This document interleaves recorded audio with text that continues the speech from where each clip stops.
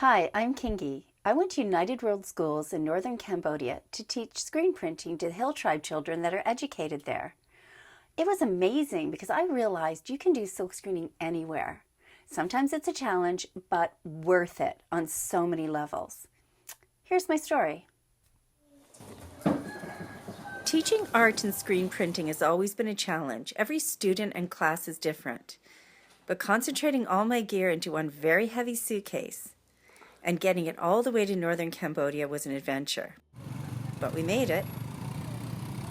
The only thing I didn't bring was some pieces of heavy glass that I need to weigh down my screens. It was too heavy and might break, so we ventured to the outskirts of town. Luckily, we found an amazing shop and they set us up fine. I knew because I didn't speak Khmer, I would need an interpreter. It was great meeting Leek, as she was the perfect go-between with me and the girls. It was amazing how well we communicated. I was sent two groups of girls, about 13, 14 years of age, from different Hill Tribe villages for my silk screening project. It was a special overnight stay for them in the UWS building in Ban Long. Many of them had never been to town before, and you could see that they wore their best outfits.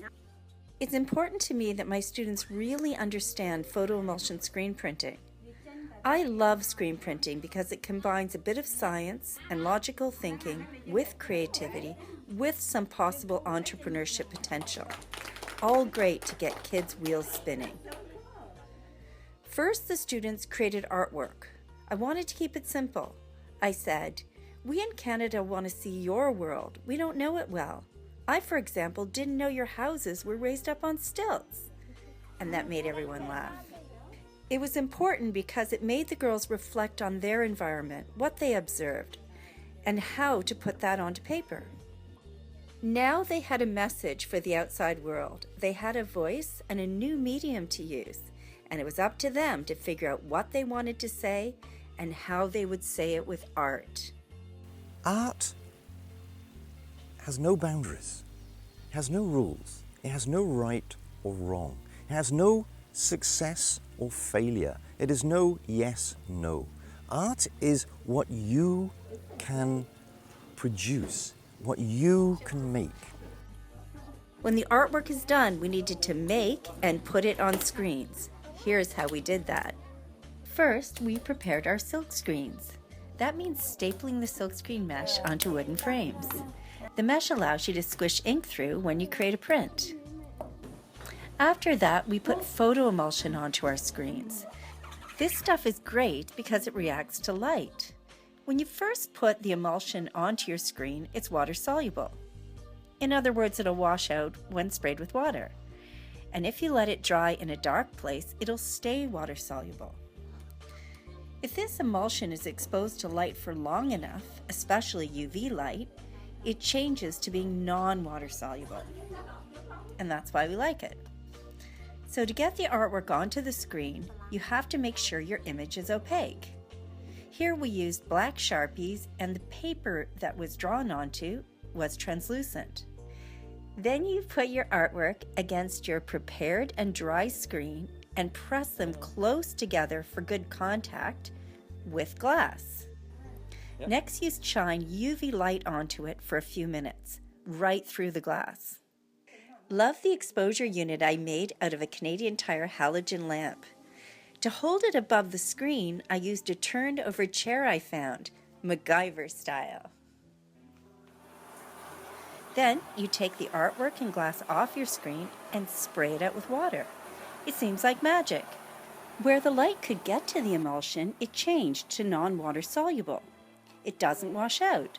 But where the light couldn't get to the emulsion, it stays water soluble and does wash out. That creates a negative or a stencil to print with. Once the screens are washed out, we dried them in the hot Cambodian sun, and then we were ready to print. I made a print surface for the girls to print on by taking all the blankets I could find and spreading them out on the UWS table and covering it all up with canvas that I brought with me. It was perfect. A few quick lessons on how to print, that squishing mixed ink through the screen mesh stencil, and the girls were good to go. We printed the rest of the days away.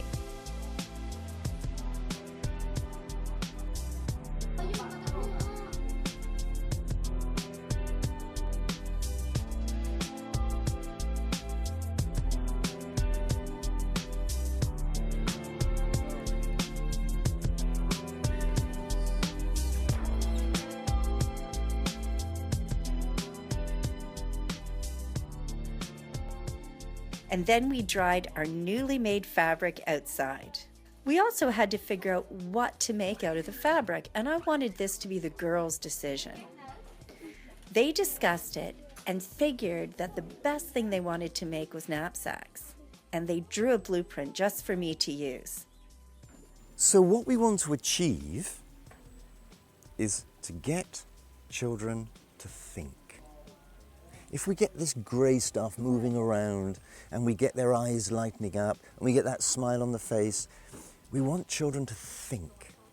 Art is the medium to do that.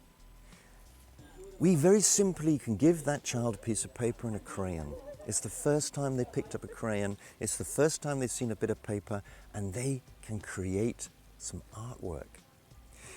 And from there, they do have to think. You can't just give them a piece of paper and say, draw. What am I going to draw? How am I going to draw it?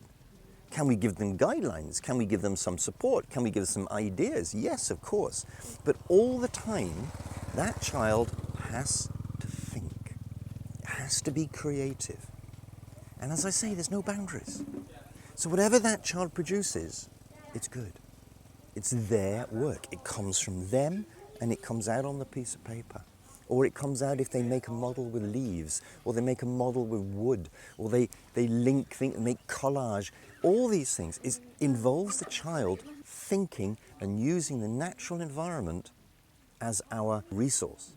But the most important thing to me is that art means a child has to think. And they can do that from a tiny age. So, yeah, I'm an old sportsman. But I admit it, I've been totally converted into the power and the use of art in education. And I suppose this environment lends itself to art.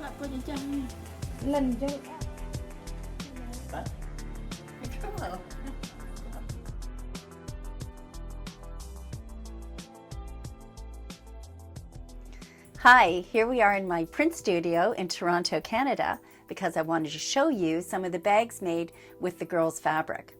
They designed this bag. They wanted it printed on both sides, different patches, pockets, drawstring. I think they're amazing and all different. And if you like one, they're $29 and all the proceeds goes to United World Schools. But you probably noticed in the video, I only was teaching girls and they were about 13 to 15 years of age.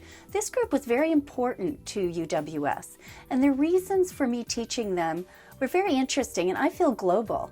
Watch video 4 to find out why.